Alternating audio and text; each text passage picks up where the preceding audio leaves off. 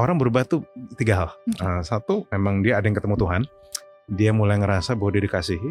Tapi ada yang kedua, bahwa dia sadar bahwa saya lahir dari keluarga yang buruk. Saya nggak pengen punya keluarga yang buruk lagi. Iya. Dan ketiga, saat dia sadar bahwa dia itu ternyata punya nilai. Pendeknya saat seseorang tahu bahwa dia punya nilai, dan dia mulai terima bahwa dia punya nilai, dia akan mulai berhenti mendiskount cara hidupnya dia. Nikah itu menurut saya bunuh diri. Bukan suicide, tapi denying yourself. Membunuh egomu, membunuh keinginanmu untuk mikirin diri sendiri. Jadi memang harus dibunuh. Pernikahan itu akan hidup kalau kamunya mati. Suami istri kalau egonya mati, pernikahannya pasti hidup kok.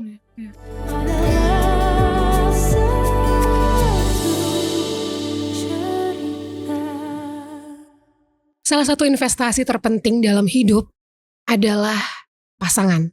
Siapa yang kita pilih sebagai pasangan kita itu merupakan investasi yang bisa jadi investasi yang merugikan atau bisa jadi investasi yang menguntungkan. Karena memilih pasangan itu benar-benar menurut aku sulit banget. Tapi bukan berarti kalau kita mendapatkan sesuatu yang sulit atau mungkin tidak sesuai ekspektasi, karena mana ada yang sempurna ya, kita tidak bisa menjadikannya sesuatu yang baik dalam kehidupan kita. So today, balik lagi ke Sahabat Bicara. Kalau dulu masih agak gondrong ya, sekarang kayaknya sudah with the new look ya. Executive pastor di New One International Church, ada Pastor Rageli. Halo. Halo Sheryl, good to see you again. Good to see you again. Baik. Gimana? Kenapa nih tiba-tiba dapat panggilan Iman potong rambut kayaknya? Sebenarnya pengen ganti gaya. Terus juga Putri udah lahir, jadi saya pikir ya mungkin saya mau coba rapiin dulu, pengen tahu supaya dia kebentuk apa yang dia suka apa enggaknya. Kan dia lihat dari ayahnya kan. Jadi ya udah, saya coba aja dulu lah. Udah ada yang lebih clingy dari mamanya berarti sekarang ya? Oh dia clingy sih. Ya pasti. Putri dan seorang ayah, ya tell me about it. Hari ini kita pengen ngomongin relationship yang kayaknya Pastor banyak banget ngomongin soal relationship. Even your church is always talking about relationship. Iya kan? Walaupun mungkin sekarang juga kan kalau kita ngomongin relationship bukan berarti harus buat orang udah nikah atau buat orang udah pacaran. Justru sebelum kita punya pasangan yang serius, kita harus tahu dulu nih seperti apa sih yang harus kita lakukan dalam relationship, right? Tapi kalau menurut Pastor ya, kenapa relationship itu adalah salah satu area hidup yang paling membahagiakan, tapi juga paling melukai gitu loh kadang-kadang. Oh iya, thank you for the question. Memang kenyataannya relationship itu sesuatu yang dampaknya membesar sekali. Yes. Satu, kita ini produk dari relationship. Oh iya benar. Kita kan lahir dari orang tua kita, relationship orang tua kita. Kita kan gak lahir dari batu ya kayak Sun Gokong gitu ya. Terus juga most of the time seluruh hidup kita rely on relationships. Bisnis aja about relationships, tentang networking, punya kolega dan sebagainya. Justru banyak orang itu keberhasilan dia sangat dipengaruhi dari cara dia ngurusin relationships ya. Dan kalau dalam iman yang kekristenan yang saya percaya bahwa Tuhan itu bisa memberkati orang, memberkati siapa aja. Tapi salah satu saluran berkat itu relationships. Kita banyak sekali. Kalau terlalu banyak justru cerita-cerita tentang relationship. Dan betul saat kita ngomong relationships, kita gak cuma bicara soal dating, gak cuma bicara soal marriage, tapi kita bicara sama orang tua kita bicara pertemanan, kita bicara tentang bisnis juga. Jadi inilah yang mengikat begitu banyak hal di dunia ini. Dan ingat, Indonesia adalah negara yang sangat komunal. Jadi relationship-nya jauh lebih emphasize mungkin dibandingkan orang-orang luar gitu, maksudnya orang barat gitu misalnya. Nah masalahnya keinginan kita atau kita hidup di dalam relationship, tapi kita itu nggak sepenuhnya diajar untuk bisa mengatur ekspektasi kita, memperlakukan diri sendiri dan orang lain dengan baik. Atau prinsip-prinsip itu jarang diajar, dan banyak orang menganggap remeh loh. Mungkin karena kesannya udah punya tongkrongan udah kecil, mereka nganggap remeh lah. Yang penting relationship apalah gitu. Di dalam pernikahan pun dianggap remeh, persiapan pernikahan. Banyak orang lebih fokus ngurusin wedding dibanding marriage ya. Misalnya, padahal wedding itu cuma sehari. Kalau orang Batak 7 hari gitu misalnya. Tapi kan ya setelah wedding selesai, marriage-nya baru dimulai. Betul. Dan kita setuju ya, persiapan pesta pernikahan tidak sama dengan persiapan pernikahannya. Sama sekali berbeda. Jadinya saya rasa yang bikin melukai adalah satu, karena kita butuh banget. Ya. Kedua, kita tidak terus-menerus belajar dan menganggap remeh.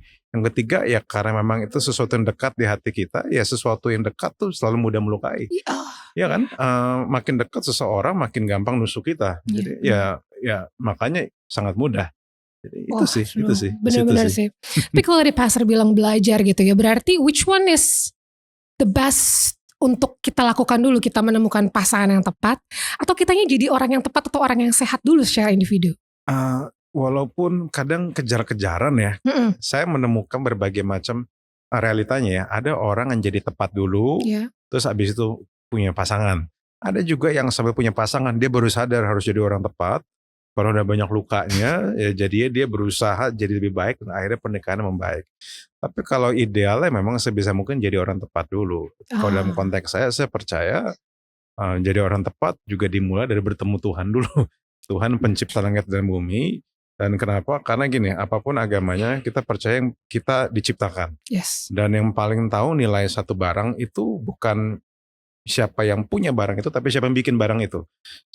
Walaupun saya punya handphone saya, tetap yang paling tahu nilai barangnya ya pencipta handphone ini, lebih dibanding saya yang punya. Nah, saya selalu ngomong gitu tuh, kamu tuh bisa punya hidup, kamu memang pinter, badan ini milik kamu, tapi kalau kamu tahu cara pakainya, kamu nanya yang bikin lah. Bagaimana cara ngelola hati kamu, cara ngelola pikiran kamu, cara ngelola semuanya ya. Dimulai dari situ dulu. Baru abis itu ya kamu mulai belajar kenalin diri kamu, apa yang ada dalam diri kamu. Karena pengaruhnya siapa diri kita dengan relationship kita pengaruhnya besar. Karena kita hanya bisa kasih apa yang kita punya ke orang lain. Kalau misalnya kita punyanya rasa aman, kita punya identitas yang sehat, kita punya kasih, kita bisa kasih ke orang. Tapi kalau kita punya kebencian, yang kita punya kemarahan, kita punya rasa tidak aman, kita akan memprojection rasa tidak aman kita ke orang lain. Itu isu besar sekali. Itu isu besar. But not everyone itu punya a good life gitu loh, Pastor. I mean they have their own childhood trauma lah misalnya. Parents dari orang tua dan lain-lain. Gimana cara, mungkin ini klise dan udah banyak yang bahas ya, tapi gak tahu dari sudut pandang seorang Pastor Ragil tuh, kita nih hidup kan gak bisa memilih dari seperti apa kehidupan kita. Nah gimana supaya kita tidak membawa kesakitan kita ini, kita yang menemukan pasangan, supaya kita jadi the whole pribadi yang baik dulu gitu. Nah istri saya itu dari background yang buruknya luar biasa. Dia sendiri mengakuinya. Jadi saya bisa pakai ini ya ceritanya. Dia itu dari background yang lahir di luar nikah. Hampir diaborsi. Tapi hampir diaborsi. Kenapa gak jadi aborsi? Karena obatnya gagal. Terus pas lahir dia gak pernah ketemu orang tua kandungnya, langsung dikasih diadopsi sama ayah ibu angkatnya. Ibu angkatnya kurang baik. Ada beberapa orang yang bahkan dia perlakukan kayak kasih diserahin ke iblis, ngerti gak sih? Untuk kekayaan dan sebagainya. Serius, ini kayak di film-film kungfu ya, tapi that's the reality maksudnya. Akhirnya dia tumbuh menjadi pribadi yang pahit, pribadi yang butuh kasih, pribadi yang marah all the way. Tapi semua berubah pada waktu ada jadi orang berubah tuh tiga hal. Satu, memang dia ada yang ketemu Tuhan. Dia mulai ngerasa bahwa dia dikasihi. Tapi ada yang kedua, bahwa dia sadar bahwa saya lahir dari keluarga yang buruk, saya gak pengen punya keluarga yang buruk lagi. Dan ketiga, saat dia sadar bahwa dia itu ternyata punya nilai. Pendeknya saat seseorang tahu bahwa dia punya nilai, dan dia mulai terima bahwa dia punya nilai, dia akan mulai berhenti mendiskount cara hidupnya dia. Jadi ada momen istri saya itu, apalagi kita udah punya anak, baru anak kami namanya Darlene, umur 7 bulan, beberapa 9 bulan, pada waktu dia hamil, 9 bulan sebelum anak saya lahir, dia sudah sering ke psikolog, sering berdoa. Kenapa? Karena apa yang terjadi dirinya dia tidak mau ulangi lagi. Dia gak mau tuh terulang di kehidupannya dia. Jadi memang kesadaran bahwa masa lalu kita tidak perlu jadi masa depan kita. pertemuan personal kita dengan Tuhan dan menikah dengan orang yang memang tepat, menikah dengan orang yang bisa celebrate apa yang dia punya tanpa toleransi dengan keburukannya ya maksudnya, tapi tetap aware sama keburukannya. Itu bisa mengubah seseorang. Iya. Dan tapi dari situ pun butuh waktu tuh, dalam arti butuh waktu gini. Pasti. Pada waktu saya dari perspektif saya menikah dengan dia pun saya udah harus tahu ini ada sisi buruk ini yang saya harus terima seumur hidup. Kalau dia nggak berubah, tempernya nggak berubah, saya harus terima temper dia seumur hidup saya. Jadi saya sebagai suami pun saya harus siap gitu maksudnya. Tapi disitulah saya sebagai pria ya saya mencontohkan bahwa saya kalaupun dia lahir keluarga yang buruk dan saya keluarganya nggak jelek, apakah berarti saya nggak punya trauma? Saya kan juga mungkin punya problem tersendiri. Tapi kan saya juga harus hadapin. Nah mungkin pengaruh lingkungan seperti itu yang juga mendorong dia bahwa saya mengasihi dia, menerima dia, Tuhan terima dia dan dia punya mindset bahwa saya mau punya masa depan lebih baik. Itu yang perlahan-lahan membentuk dia. Jadi dia tuh sampai sekarang dia tuh ke psikolog sebulan sekali untuk check up. Terus kemudian dia berdoa. Oh ini keren. Jadi memang kesembuhan seseorang itu nggak bisa cuma satu sisi. Kayak misalnya kita ke dokter, kita nggak bisa obatnya. Kalau kita asam lambung ya, asam lambung kan macam-macam obat ya. Ada yang hentiin asam lambungnya, ada yang lindungin lehernya, ada yang misalnya untuk kalau saya ada obat batuk ya, karena saya kan batuk kan asam lambungnya bikin batuk. Ya sama namanya kamu mau sembuh yang whole, kamu harus ada beberapa resep obat. Prinsipnya kayak gitu sih. Ini menarik ya, I mean your family ini kan keluarga yang sangat dekat dengan ya kita bilang gereja gitu ya. Apa dia bilang kalau kita udah punya ya ini apapun agamanya gitu, sembuh secara iman ya kamu kalau lagi stres gitu ya berdoa lah gitu. Tapi pastor nggak against juga dengan yang namanya psikolog atau psikiater. Nah itu coba pastor. Karena saya percaya ada satu teolog yang bernama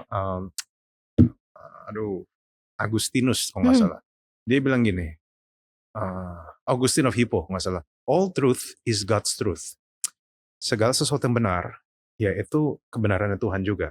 Artinya bahwa jika satu psikologi atau satu pembelajaran di area psikologi itu sesuatu yang benar, sesuatu yang beneficial, sesuatu yang tidak bertabrakan dengan iman yang saya percaya, maka saya akan pakai itu.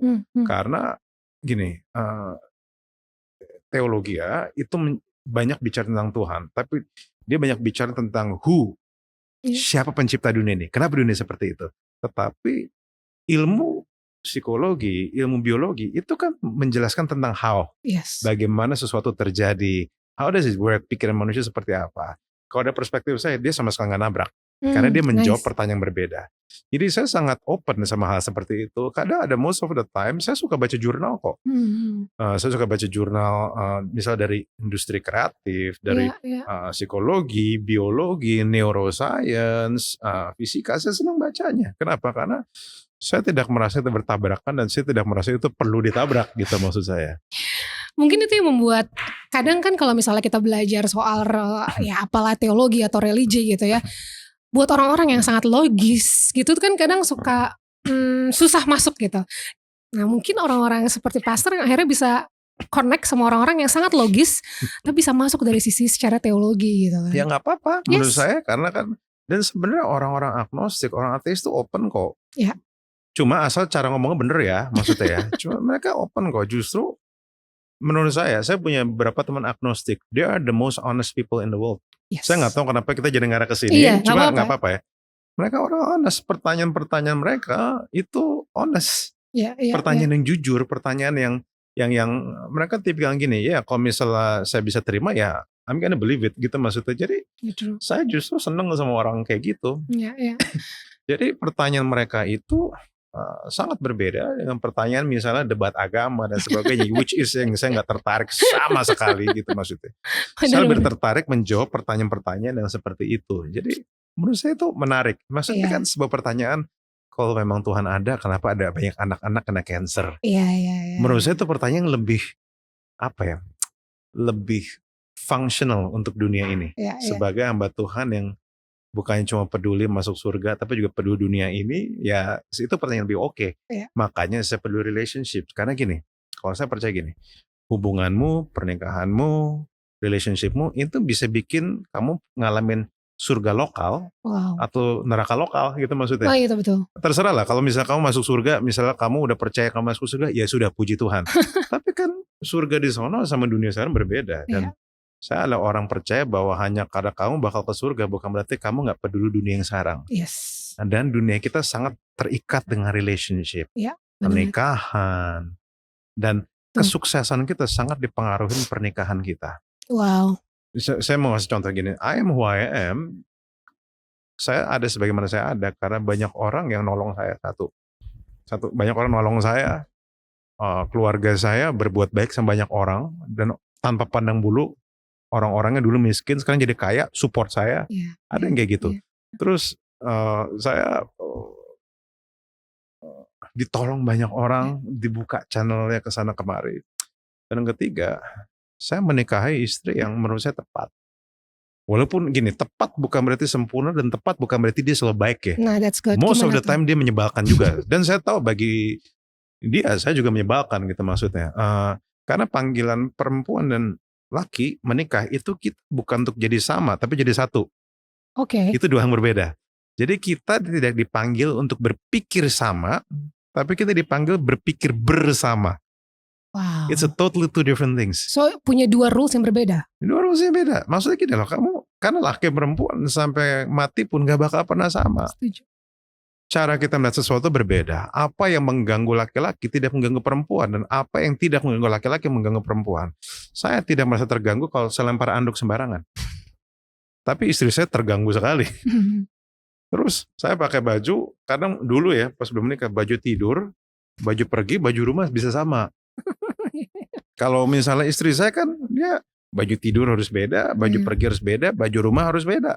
Itu aja udah beda banget gitu maksudnya. Dan cara kita menilai, cara kita ngobrol itu beda. Istri saya sering marah sama saya. Aku minta tolong ini kenapa kamu gak ngerti-ngerti.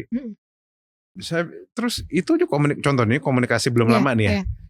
Dia minta saya ambilin barang di tasnya putri saya. Saya bilang sleting pink. Saya bilang nggak ada sleting pink. Dan dia marah, ini apa? Dia kasih tunjuk. Saya bilang ini bukan sleting pink, ini sleting keemasan, tapi ada gantungan pink di situ. Ini nggak ada pink ya bagi saya. Semenjak itu dia sampai kayak, oh that's how you think. Oke, semenjak itu tolong ambil di sleting kekuningan yang ada gantungan pinknya. Iya, betul. Saya tuh begitu gitu masih. Itu aja cara pikir udah beda. Wow. Jadi kita tuh saya nggak tahu semua laki ngalamin apa enggak, tapi saya literal banget gitu maksudnya. Misalnya ya itu contoh. Bener. Jadi sampai kapanpun emang nggak bakal sama. Yes. Makanya panggilan berpikir bersama. Ini pas saya lagi cari sewa rumah, kita berpikir bersama. Pada waktu saya lagi mikirin sekolah putri saya, kita berpikir bersama. Tapi pikirannya nggak sama. Justru karena nggak sama, harus dipikirin sama-sama. Nah ini mungkin jadi salah satu problem. Banyak orang itu pada waktu misalnya suami duit penghasil lebih besar. Oh harus suami memutuskan. Kenapa? Karena dia merasa duit lebih besar. Tapi kalau misalnya udah gitu terus, kalau misalnya perempuannya penghasil lebih besar gimana? True. Itu kan jadi another problem. Makanya menurut saya siapapun penghasilannya, mau istri lebih besar, misal suami misalnya ya ekstrim, suami 1 digit, istri 3 digit gitu misalnya ya. Tetap menurut saya itu penghasilan harus dipikirin sama-sama. Penghasilan harus dipikirin sama-sama, direndongin sama-sama, dan harus ya bagi tugas. Yang ngambil keputusan makro siapa, keputusan mikro seperti apa. Karena it doesn't matter. Siapapun yang saluran finansial lebih besar, pada menikah ya harus diambil bersama. Itu sih. Berarti ya komunikasi itu kan menjadi satu problem yang luar biasa kan di any relationship ya. In any relationship. Dan kadang cara pemikiran cewek dan cowok itu bener-bener ya segitu ekstrim perbedaan POV-nya gitu. Ekstrim. Menurut saya ekstrim. Sampai sekarang juga ekstrim kok. Walaupun saya udah berusaha ngerti, dia berusaha ngerti. Especially kalau kita kecapean. Mungkin pasti ada tips gak? Kalau misalnya kita in a conflict ya. In a conflict dalam sebuah rumah tangga ya. Kita tuh udah bener-bener capek deh. Kayaknya ini ngadepin nih orang tuh. But we gonna stay sama mereka tuh forever gitu kan. Kalau Pastor gimana? In a conflict. Supaya tidak menjadi lebih merembet dengan api gitu. Kalau saya jujur aja ya. kita harus belajar kenalin pola komunikasi kita sendiri dulu. Oke. Kita harus kenalin dulu pola kita seperti apa. Kita ingin diomongin seperti apa. Kita yang diperlakukan seperti apa. Pasangan kita juga harus ngerti dia ingin diomongin seperti apa, dia perlakukan komunikasi seperti apa. Oke. Baru kita cari jalan tengah. Praktisnya seperti itu. Mm-mm. Tapi sebenarnya jauh lebih susah sebenarnya. Karena gini isunya. Orang-orang yang saya temukan, dia expect pasangannya ngerti pola komunikasi dia sendiri nggak ngerti. Oh. Itu kan susah kalau udah gitu. Iya. Kalau saya dari awal udah jelasin. Karena saya makin lama, saya make time untuk kenalin diri saya lebih dalam. Karena kadang-kadang as we grow older, kita juga banyak perubahan kan. Yes. Mungkin pola komunikasi kita berubah. Ya saya juga harus aware sama hal itu dan saya harus komunikasikan. Misalnya soal komunikasi kalau mau ngambil keputusan yang berat. Saya selalu ngomong sama dia, kamu jangan ngomong sama saya berat-berat pas malam. Saya udah bodoh di situ. Okay. Saya cuma pengen nonton drama Korea gitu maksudnya. Saya lagi nonton Legend of Kitchen Soldiers kan maksudnya kan.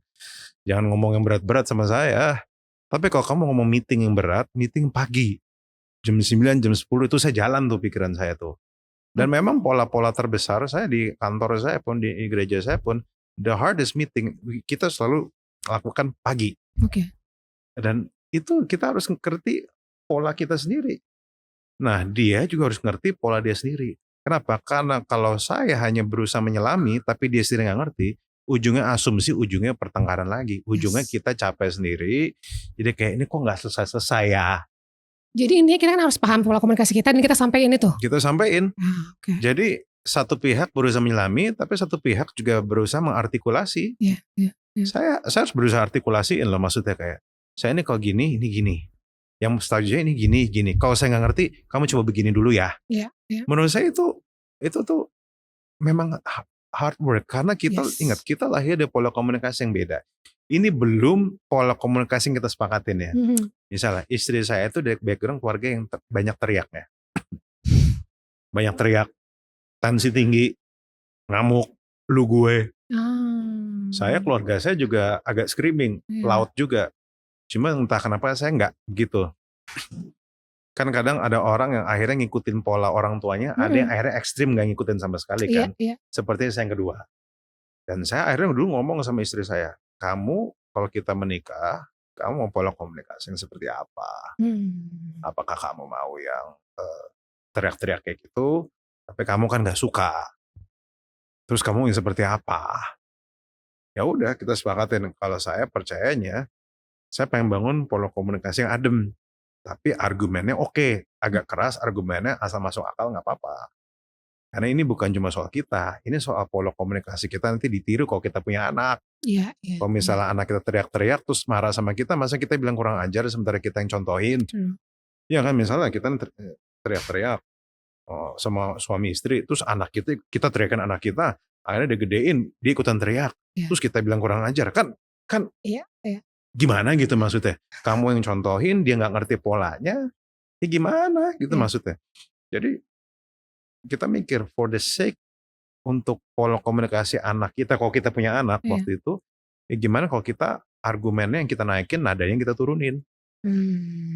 Nah, nggak semua pernikahan kayak gitu, nggak apa-apa juga sih. Tapi kami tuh kayak gitu. Ya akhirnya, ya udah. Akhirnya jadi gitu. So far, is it always working? Most of the time. Tapi kan nggak mudah. Kadang kita kecapean. Saya juga nadanya naik, dia tensinya naik. Dan belum putri saya gimana pun kan ada darah orang tua saya dan darah kakek neneknya dan darah ibunya yang temper tinggi. Ini lagi suka teriak. Jadi saya harus contohkan juga pas dia gede. Jadi pendeknya gitu. Yuk kita harus ngerti pola kita. Kita nggak bisa assume bahwa pasangan kita ngerti. Dan justru kalau dia asumsi, kita kadang bisa malah makin kesinggung. Karena kalau asumsi-asumsi sih, kan kita susah. Misalnya diasumsiin kita nggak mau, tapi dijelasin kita nggak mau. Terus kalau ditanya kamu gimana, kita bilang ya harusnya kamu ngerti dong. No. Itu my bad sih. Cewek lebih sering begitunya ya. Menurut saya nggak bisa. No one can truly understand each other kecuali ngomongin. Waktu awal pernikahan aku juga suka kayak aku pikir kan harusnya ngerti gitu ya. Ya enggak sih. Ternyata mereka tuh bukan cenayang ya cowok-cowok itu. Saya sih enggak. Jadi tips untuk cewek-cewek just say it ya. Just say it. Mau nggak mau, kamu ya Saya tahu impianmu adalah ditebak, tapi kalau kita tebak salah kamu tersinggung. Kan susah kan? Jadi you doing your marriage and your relationship a favor saat kamu belajar komunikasiin. True. Oke, in a social media era kayak sekarang, is it affect relationship nowadays atau makin banyak membantu karena banyak ilmu atau malah kayaknya lebih banyak merusak hubungan gak sih, Pastor? Ada iya dan enggak. Ya. Jadi ada yang bagus yang bisa bikin orang tambah tahu, tapi ada yang kelewatan. Oke, yang contoh. nggak berdasarkan fakta, nggak berdasarkan data, nggak berdasarkan, kalaupun oke lah kalau kamu nggak percaya agama, nggak berdasarkan jurnal penelitian, dia bikin sendiri, akhirnya kacau. Ada loh influencer yang baru udah cerai, mungkin dia trauma berat ya, akhirnya dia projecting traumanya dia ke omongan-omongan dia, akhirnya dia bikin banyak orang bercerai. Setuju lagi. Ada yang kayak gitu. Jadi gimana pun suara ada banyak, kita juga harus milih suara-suara seperti apa yang layak untuk didengar, dan kita juga harus lihat hidup orangnya seperti apa, realitanya seperti apa. Itu yang bikin kita agak sulit. Dan gini, justru kadang makin banyak suara, kadang malah makin bingung loh. Belum itu satu, makin banyak suara makin bingung. Belum kita ngomong apa, netizen yang maha benar ini nanggapnya apa. Kadang kalau komunikasi kita udah benar, netizen punya kemampuan artikulasi di kepalanya seperti apa.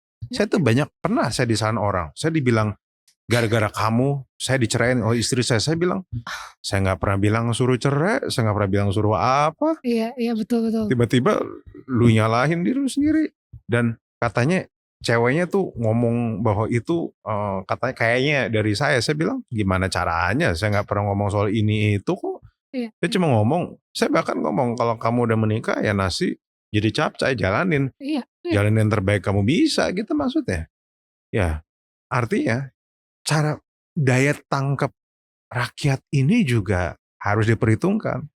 Dan kenyataannya daya tangkapnya nggak sedalam itu.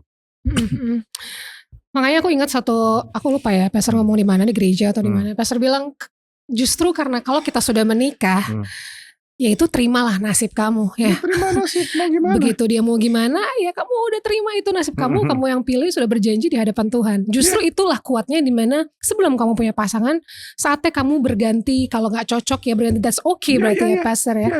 Iya kan? Karena saya ngomongin ini akan terdengar kontroversial, tapi bagi saya pernikahan memang harus terima apa adanya. Tapi pacaran nggak harus. Betul. Kalau kamu nggak senilai sama dia, nggak searah, menurut saya kalau masih pacaran nggak harus dijalanin.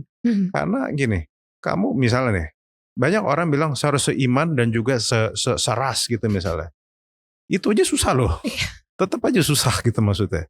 Jadinya bagi saya gimana pun realitanya, masa pacaran itu harusnya jadi masa dimana kamu berpikir benar-benar mau hidup sama orang ini apa enggak. Dan kita harus jujur bahwa dua-duanya ini harus belajar untuk open untuk kebaikan bersama, sehingga kalau ternyata nggak cocok, nggak bisa jalan, ya bisa nggak apa-apa kok. Kan untuk kebaikan bersama, kesehatan bersama, sukacita bersama, kan kita maunya menikmatin pernikahan kita kan. Tapi yang saya temukan adalah sampai sekarang ilmu udah banyak, wedding masih di-celebrate, marriage preparation masih enggak tuh. Jadi dengan begitu banyak knowledge, tetap nggak banyak orang berubah tuh. Ada yang berubah, ada yang menjadi bingung, ada yang tetap ignorant. Jadi ya, we cannot save everyone. Tapi apa yang saya harus ngomongin, saya akan omongin. Karena saya sendiri bukti bagaimana kalau pacaran bener, pernikahannya bisa not bad gitu maksudnya. Jadinya pernikahannya bisa dinikmatin. Itu pun masih susah. Itu pun tekanan masih banyak. Jadi gimana? Kan tekanan nggak cuma soal pernikahan ya, tekanan cicilan, tekanan pindah rumah, tekanan mau sekolahin anak di mana, belum tekanan dari pemerintah. Kita ini kan hidup kan tekanannya banyak. Jadi ya itu saya sih perspektif saya dari situ. Aku tahu Pastor juga pernah mengalami sebelum menikah kan, mengalami the relationship yang juga mungkin you experience your broken hearted juga Oh gitu ya, kan. itu cukup lama. Nah ini mungkin kalau ada yang lagi nonton dan they're broken hearted dan mereka merasa nggak dipilih dan mereka merasa alone, mereka merasa kayaknya kayaknya udah nggak ada harapan ya gue untuk hidup berpasangan. Do you have a message for them? Saya tahu kadang tuh pikiran kita suka mendramatisir keadaan. Oke. Especially kalau orang patah dan dia mungkin umurnya lebih banyak ya. Dia mungkin pernah patah hati serius. We can over dramatize keadaan. Bukan cuma perempuan, laki juga begitu sama. Tapi kalau saya boleh bilang sebagai orang yang pernah pacaran hampir tunangan hampir 6 tahun, itu kan kredit motor 3 tahun bisa dapat 2 ya. Dan orang pernah lukanya lumayan serius. Bagi saya beberapa perjalanan putus atau broken heart itu layak dijalanin kok. As long as you learn from it. Oke, gimana caranya? Ya, kamu harus sadar apa yang bikin kamu putus. Kamu harus sadar why kamu putus. Makin kuat alasanmu, makin kuat kekuatanmu untuk terus maju. Walaupun semuanya itu gak mudah. Terus habis itu, apa kelemahan-kelemahan kamu jadi problem, kamu pelajarin. Kamu berusaha bangun diri kamu. Banyak perempuan berusaha bangun dirinya kok, maksudnya. Malahan kadang saya berpikir, perempuan akhirnya ini maju ya cara pikirnya ya. Pulihkan diri, apa. Justru kadang laki itu yang sampai broken, sampai merasa ditolak atau merasa karena nggak punya duit, miskin dan sebagainya. Itu tuh mereka lebih kadang malah lebih multidimensional kadang bagi karena saya. laki agak delay sedihnya dia. Delaynya, sedihnya delay. Terus kadang ada pendidikan yang bilang bahwa laki harus provide itu identik dengan uang. Iya betul. Ya padahal dari kalau pengalaman saya ya uang hanya satu bagian. Wow. Profesi kan nggak cuma soal kasih uang, tapi profesi juga soal kasih telinga. Profesi juga tentang sabar. Profesi juga tentang melayani pasangan kita. Profesi juga tentang berusaha menyelami. Itu kan semua profesi juga ya. Perempuan dikasih duit tapi nggak diselamin pasangannya, nggak didengar, nggak berusaha dilayanin, ya emang mau gitu, tetap susah kan. Makanya ini yang saya berusaha ngomong bahwa makanya orang kaya pun tetap bisa berselingkuh, tetap bisa bercerai. Karena provision is more than just money. Wow. Ya kalau misalnya memang uang, makanya saya selalu ngomong argumen ini bahwa kalau misalnya memang profesi hanya tentang uang, ya maka harusnya orang kaya nggak ada yang cerai gitu maksudnya loh. Tapi terbukti ada juga, nggak sedikit juga, dan justru karena egonya udah tinggi, nggak saling mendengar, nggak saling melayani, nggak saling menghormati, nggak saling menyelami.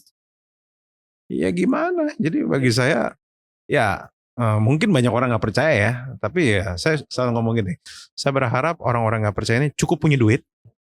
Dan kamu duitnya cukup banyak sehingga pas kamu menikah kamu sadar duit itu penting tapi bukan yang paling super penting.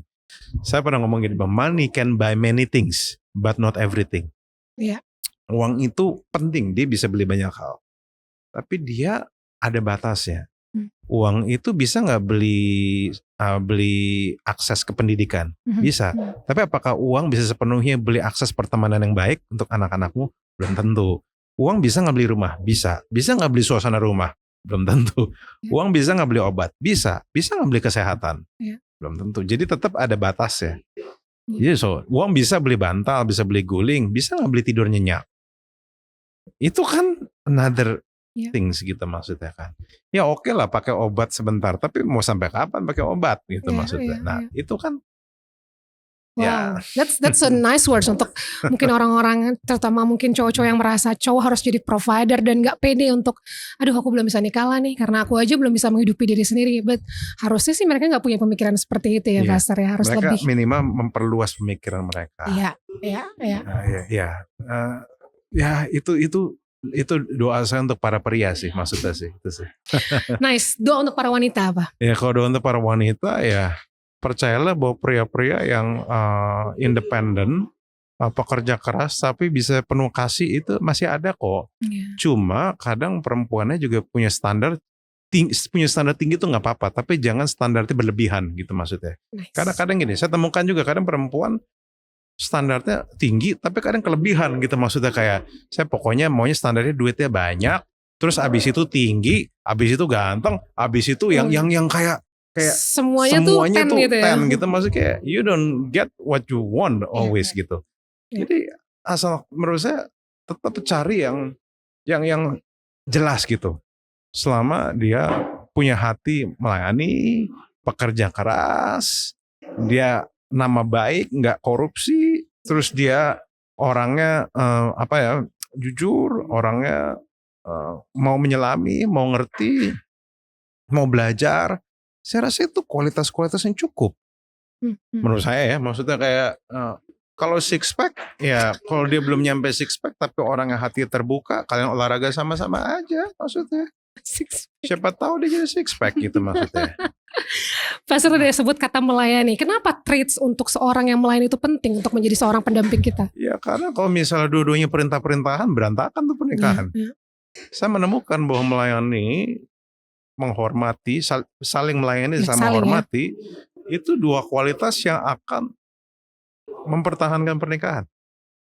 Melayani kan kita nggak mikirin diri kita sendiri, kita mikirin yang orang kita layanin kan, seneng apa enggak dia maksudnya kan. Ya begitupun juga ya kalau di service industri kan begitu kan. Dan menurut saya itu nilai nggak jelek menurut saya. Bayangkan kan gini, bayangkan pernikahan kalau misalnya suaminya mikirin kebahagiaan istrinya dan istrinya mikirin kebahagiaan suaminya. Coba rasanya gimana? It's beautiful. Dan bayangkan kalau dua-duanya saling menghormati. Dalam arti dia ngomong kita nggak sela, kita nadanya kita nggak perkerdil di depan orang, nggak saling mengecilkan di depan orang, tapi saling nguji yang proper di depan orang. Itu kan bentuk penghormatan. Yes. Terus bagaimana kalau dia ngomong kita nggak sela dan dia nggak sela omongan kita? Kira-kira pernikahannya bakal kayak gimana? Itu aja sebenarnya sih menurut saya sih. Dan ya memang harus coba dilakukan. Dan memang di situ saya percaya gini. Makanya nikah itu menurut saya bunuh diri. Bukan suicide. Tapi denying yourself. Membunuh egomu, membunuh keinginanmu untuk mikirin diri sendiri. Jadi memang harus dibunuh. Kenapa? Karena justru pada waktu kasar gini, pernikahan itu akan hidup kalau kamunya mati. Kalau kamu mati. Suami istri kalau egonya mati, pernikahannya pasti hidup kok. Karena no longer I, it's we. No longer I, it's we. Jadi dia ciri-ciri orang yang mati egonya. Dia berani menerima bahwa istrinya nggak selalu salah. Nggak cuma aku yang paling benar. Dia bisa nggak terima bahwa dia nggak selalu bisa makan kesukaannya dia bareng istrinya. Dia bisa nggak terima mengganti pola hidupnya dia yang tadinya mungkin bajunya sama semua, sekarang harus ada bajunya harus ganti-ganti dan sebagai kayak tadi yang saya ngomong. Saya jujur, saya itu semenjak menikah, saya tuh jarang makan makanan yang saya suka kayak masakan Padang gitu. Istri saya nggak suka. Sukanya di Jepang, sukanya yang clean-clean gitu kan, cewek kan ya. Jadi terpaksa saya ngalah. Jadi personal happiness ada nggak? Nggak sebanyak itu lagi. Different kind of happiness. Different kind of happiness. Jadi kayak musim itu, biasa dulu saya musim panas, saya bisa pakai celana pendek suka-suka saya. Ini happiness musim dingin. Saya harus pakai baju lengkap. Mana yang sukacita? Dua-duanya sukacita, tapi yang diganti itu cara nikmatinnya. Makanya saya ngomong, cara nikmatin single, cara nikmatin pernikahan dan cara nikmatin orang itu tuh beda. Pada waktu saya menikah, saya menikmati rambut saya bisa panjang, diikat gitu. Tapi pada waktu saya punya anak, mungkin saya harus mengubah cara saya menikmati untuk semusim. Rambut saya potong, saya pakai baju yang mungkin nggak bisa kayak dulu. Saya pakai baju polos-polos, pakai apa? Karena saya jadi orang tua. Apakah semua harus kayak gitu? Enggak juga, itu kan keputusan saya personal. Tapi itu cara saya menikmati musim kehidupan saya. Kenapa polos ya? Tinggal masukin bajunya jadinya gampang gendong, jadi kalaupun bisa kotor gampang diganti. Jaket kulit gitu. Gantung dulu lah ya. Ya kadang-kadang kalau pelayanan masih dipakai. Tapi sekarang saya udah nggak beli yang polos Iya, biar iya. ya itu kan satu cara saya untuk berusaha mengubah cara saya menikmati. Yes, yes. Jadi ya kita harus terima bahwa cara menikmati hidup pas masih bujangan ya beda pada waktu menikah. Wow. Apalagi punya anak. Wow. Jadi in every season dalam hidup kita semuanya itu ada kebahagiaannya, tapi cara kita menghadapinya aja beda-beda kayak gitu ya Pastor. Kita yang harus kita ubah cara kita nikmatin. Beneran. Gini, ada sebuah kuasa yang besar dalam kehidupan kita. Kalau kita ubah cara kita nikmatin. Ya, dulu saya tuh pas single, saya senang sekali jalan sendirian. Nggak ngomong sama siapapun. Tenang gitu. Kayak malam-malam the world is silent. Oh, enjoying banget. Sekarang mana bisa. Pas saya menikah, kalau misal saya mau pergi sendirian, kamu kemana? Sama siapa? Pulang jam berapa? Mau dimasakin apa enggak? Emang kamu ngapain sih? Emang nggak bisa di rumah aja?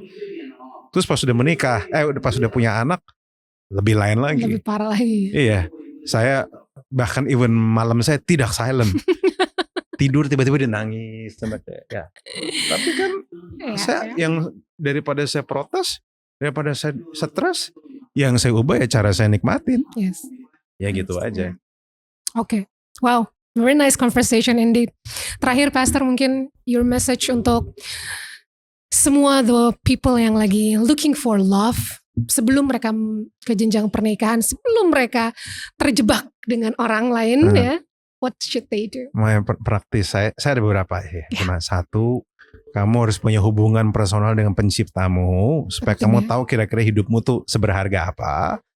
Kedua, kamu sambil dating, ya kenali pasanganmu sebaik-baiknya. Buka mata lebar-lebar. Kalau mau kamu sambil pulih juga gak apa-apa. Tapi kalau misalnya kamu pulih duluan baru masuk, gak apa-apa. Ya, terus, konseling lah yang benar. Pernikahan yang benar. Konseling yang benar. Cari tempat di mana kamu bisa konseling benar. Kalaupun lembaga agama kamu tidak provide itu, cari make budget untuk cari orang yang bisa konselingin kalian. Ketiga, ya ubah cara menikmati ya, baru dalam pernikahan. Karena pada waktu saya pacaran, itu kami establish banyak kebenaran. Dalam arti gini, apa yang benar di dalam relationship kita. Tapi begitu kita menikah, saya udah gak mikirin benar salah. Bagi saya damai sejahtera lebih penting. Ya kan, buat apa saya menang argumen tapi saya tidur di sofa. Ya kan, pada akhirnya dalam pernikahan itu bukan soal benar salah lagi. Ya itu kalau misalnya dua-duanya open ya silakan. Tapi yang paling penting kan damainya seperti apa. Iya. Wow. Udah lain. Udah lain ya, oke. Aduh, thank you so much. Sekali lagi Hudi Coffee di Pick 2 juga. Thank you so much for the place. Dan salam untuk your little daughter and your wife. Thank you so much. Thank you so much. Dan semoga semakin banyak orang-orang muda yang sadar bahwa pentingnya relationship dalam hidup ini. Dan of course tadi yang aku highlight banget dari Pastor, yang pertama adalah dekati dulu penciptamu, dan itu mungkin agak sulit di dunia yang sedikit bising ini. Of course, kita terlalu bising, makanya kadang kita perlu tenang. Saya ini suka intermittent fasting social media, atau enggak? Oh iya. Karena bahkan buat orang yang seumur saya pun social media itu bising. Ya. Makanya saya harus ngomong, kamu kalau kita overly consume, kita kan bloated. Jiwa kita, banyak teman-teman yang saya pelayanan itu jiwanya bloated, bukan perutnya. Mungkin mereka sehat karena sedang olahraga, tapi jiwa mereka bloated. Dan karena jiwa mereka bloated, makanya caranya biar gak bloated, intermittent fasting. Intermittent fasting gak cuma bicara soal badan, tapi juga bicara sosial media. Ada momen-momen saya gak buka sosial media sama sekali. Itu dunia tenang banget. Wow, penting dicoba. Kalau gak bisa detox berapa hari, intermittent fasting fasting aja. Misalnya 24 jam ya kamu buka 2-3 jam, abis itu udah gak buka, atau 6 jam, abis itu udah gak bisa buka lagi dulu. Lakukan yang lain gitu maksudnya. Nice ideas. Thank you, Pastor. Thank you so much ya.